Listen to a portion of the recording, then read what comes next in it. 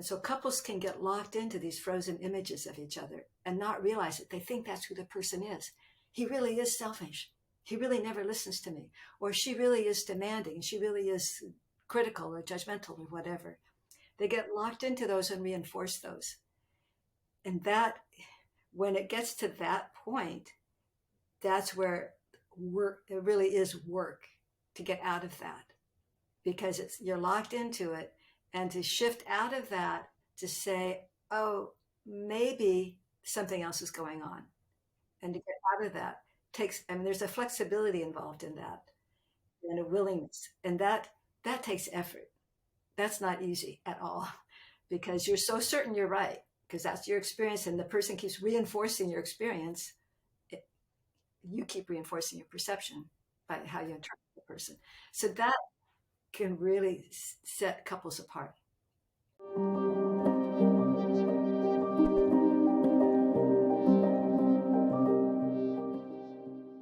In terms of a relationship moving towards entropy, unless we attend to it intentionally, there are different factors, some that are inside us and some that are not inside us. But one thing that's common is in any relationship, like with a friendship, you have to attend to it or it just can slip away. I mean, there are people where you don't see them or talk to them for 10 years and you pick up where you left off. And I love those relationships. But for the most part, you have to at least see the person once in a while or talk to them once in a while or say happy birthday to feed the relationship. And that's true for intimate ones too, even if you're living in the same house. So that's just true for any relationship. But with the kind of intimate relationship we're talking about, there's another force outside of us that pulls against us, and something that we don't realize. But our society, just oddly enough, is, well, one thing, it's not marriage friendly, but it's not really all that commitment friendly, despite all the media that talks about falling in love and you've met your one soulmate forever after. But think of it as the analogy the other day we had, like you put your boat in the Mississippi, and if you don't paddle, the current's going to take you downstream. So let's say you've got your little boat in the Mississippi and the current's starting to take you down. And then there are all these other boats that are now coming downstream too. And you're starting to paddle, and they're saying, what are you bothering to paddle for? Just, what is it? Turn off your mind, relax, and float downstream. So they're encouraging you to just go with it. Now you see that? Or you're in your same boat, and you're starting to paddle, and then all of a sudden come all these other boats that are paddling also. Well, that's like support for you to keep paddling too. Hey, I'm not the only one here. I'm not paddling against the stream when everybody else is taking it easy. That's kind of what it's like with relationships. When we hit a rough spot, we don't often hear people say, just hang in there, or just, do this or do that. They're not supporting it. They're more saying, hey, if you're not happy, get out. That's the message that we get. Or if we're having a hard time and we talk to our friends, and women, I think, do this generally more than men, talk to their girlfriends about this guy. Well, but even if guys talk to men friends, it's often dumping on the partner. You go to this person, and you don't usually go to your girlfriends and rave about how great your partner is. You talk about it when there's a problem and you're trying to sort it out. And instead of helping you see both sides, they tend to dump on your partner and give you more support for getting out of there because that person isn't treating you right. And I mention this because we don't see it. We don't realize how much the forces around us are not supporting us to stay in a relationship and to hang in there when you're not really wanting to, but just because there's something that, you, especially if you've made a commitment to each other and you have children, you've made that kind of commitment. That's kind of unseen, but you may kind of have some sense of, well, I don't want to just walk away from this, but people aren't supporting you and helping you to stay together. So that's one reason why if you're not working at it and with intention, it can, your word, move towards entropy, it can move towards falling apart. And that's not our fault.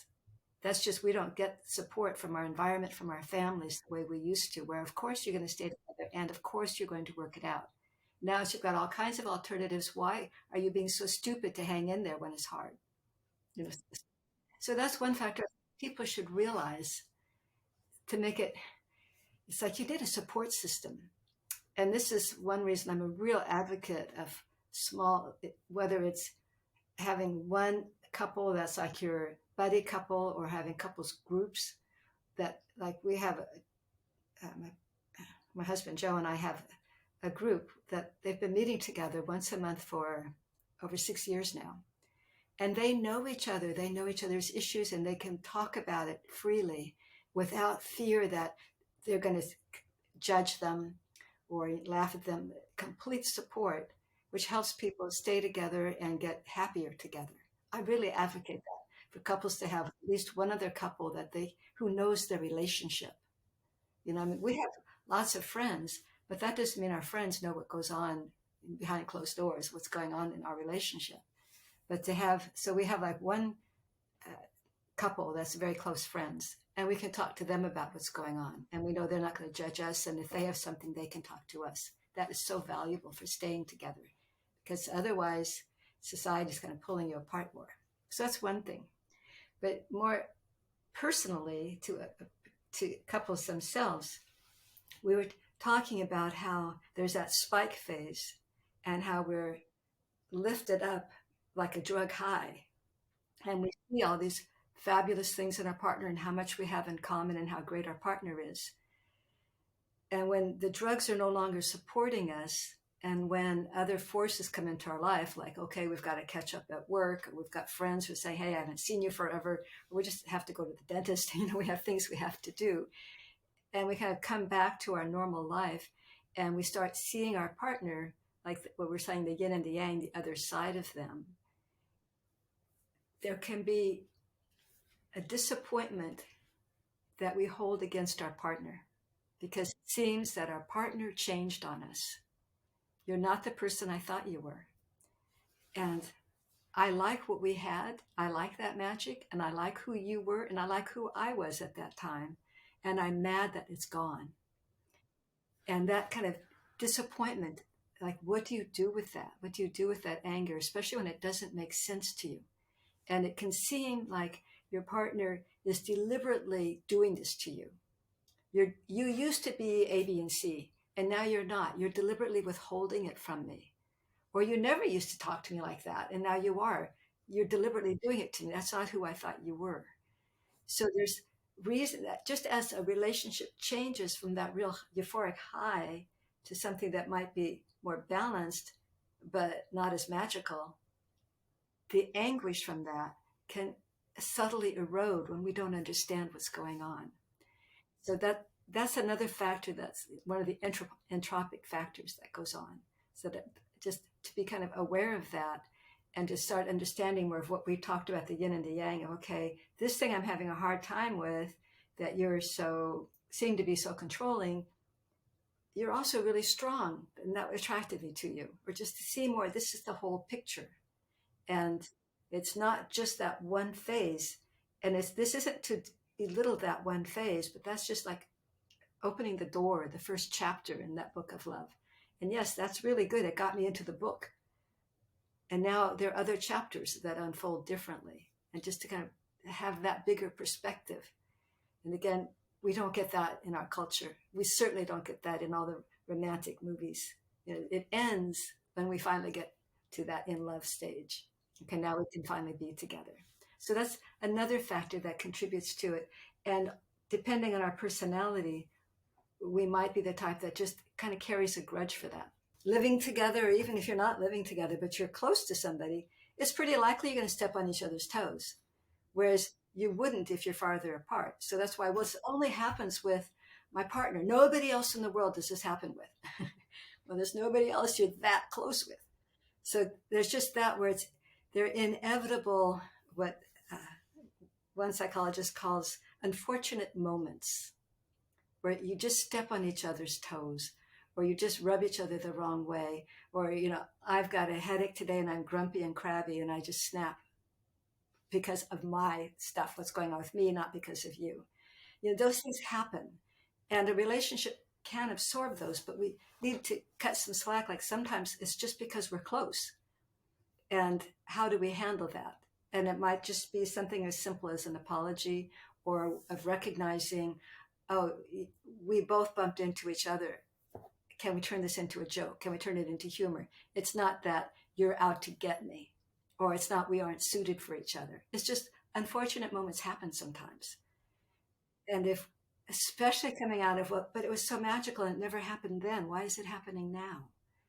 This is, and there's always a question, well, maybe this isn't the right person for me. Maybe we just aren't meant to be together. And again, that comes back to my first point about our society feeds us that thought. Well, maybe there's someone better for you out there. Maybe it's not the right person. Maybe you need to swipe some more and find the right one. You know, instead of realizing, hey, that's inevitable. It happens. Just like we're talking about uh, compatibilities. Yeah, there's some compatibilities, but they're definitely going to be incompatibilities because we're two different people. And to recognize one that these things are inevitable. Okay, what are we going to do about it? And in terms of incompatibilities, differences, of how that expands us. How much can I just accept another person for who they are? That's a big one. It's a big one. Can I just accept you for who you are instead of wanting you to do more what I want and be like me in different ways? So there's that happens. I mean, you can see why it's easy for relationships to have a hard time. So let's say this is our heart. And this time I drew it ahead of time because I know how messy I tend to be. With our friends, let's see, let me get a sharper pen. A second here. With our friends, where maybe we're this close to our friends up here, this line. I had to make it messy. I can't not be messy. With our friends, sometimes our friend says something or that, ow, it's like a zing, or it hurts or upsets us, and we don't like it, but it can happen with friends, and it's just at this level because they're not any deeper. We're not any closer, deeper than that. But when we get up close to somebody, intimate, open our heart, vulnerable, they're way inside our heart. So they can hurt us much more deeply than other people can because they're deeper in our heart. The fact they can hurt us so much is an indication of how deep they are inside us. And what we'll think is, well, nobody else in my life does that to me. I don't have this problem with anybody else. So this must not be the right person for me. Instead of realizing, yeah, nobody else does because they don't get that deep inside. Having that knowledge and how we deal with that is deeper than what our conversation is, but we alluded to it earlier with just what's the core wound you're tapping into, how do we handle that? That takes guidance usually to get to if people aren't really sophisticated. I mean, really, and even then it's hard to treat yourself. But the point being, I'm showing all the reasons why people think, oh, you're not the right one for me, or why we let us distance and estrangement happen when these are normal parts of relationships and what to expect. I have a stereotype, and it might be I have a stereotype of men. And I have a stereotype of men that they're, what common stereotypes of men, that they're strong, they're controlling, driven by sex. What are the other common stereotypes? What do you think? Whatever stereotypes might have. And stereotypes of women. You have sexual stereotypes. You have stereotypes. Oh, okay, I'm Jewish. There's stereotypes about Jewish people being penny pinchers and you Jew somebody down. There's stereotypes about all kinds of things. That means we form an image.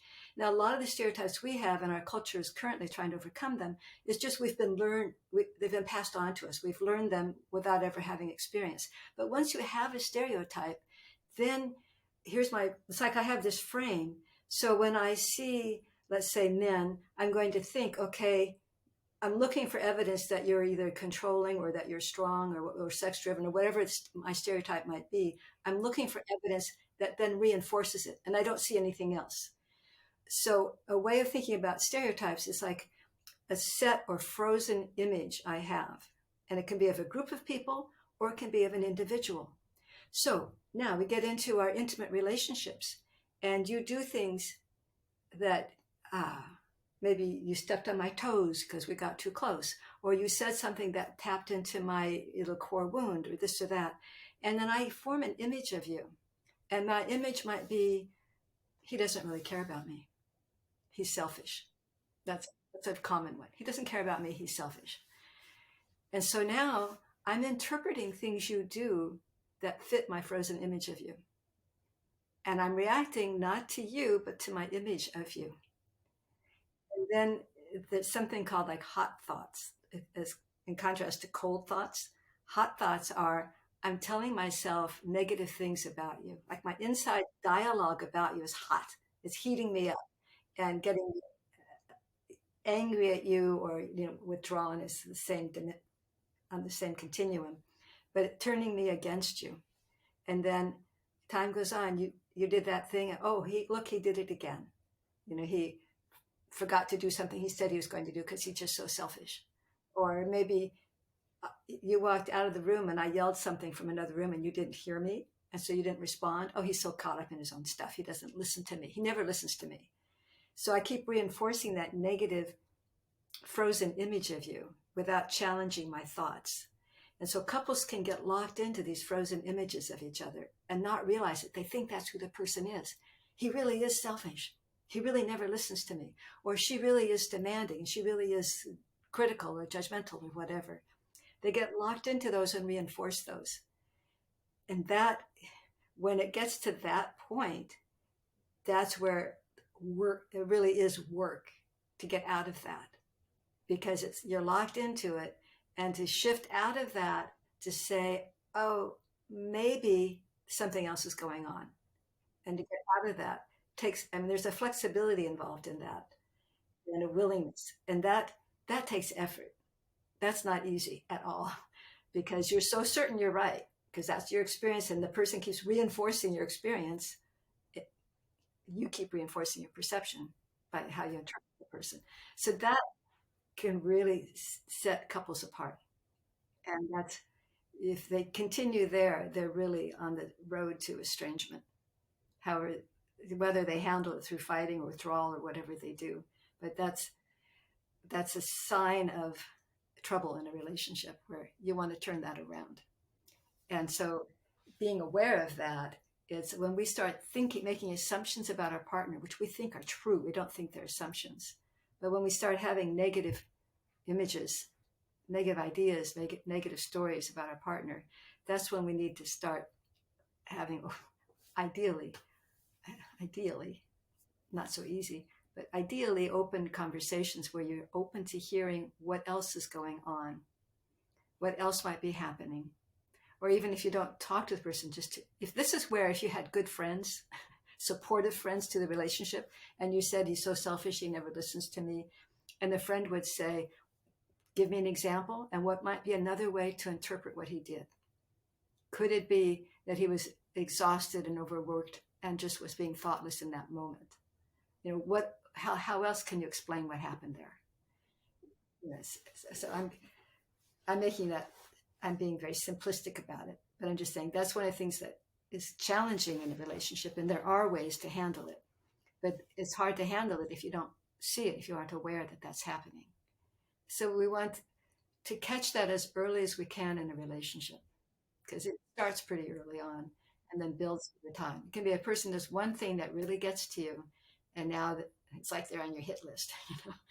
And then I guess the last thing I'll say about how couples drift apart is a point I've made before, of just needing more skills. And they're skills. It's not just intuition and not just going on love, but they're actual skills for addressing what goes on in a relationship, for how to communicate.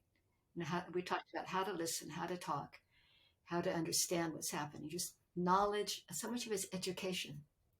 I don't think we would need a lot of the marriage or couples therapy if people had better education and better support from friends and family.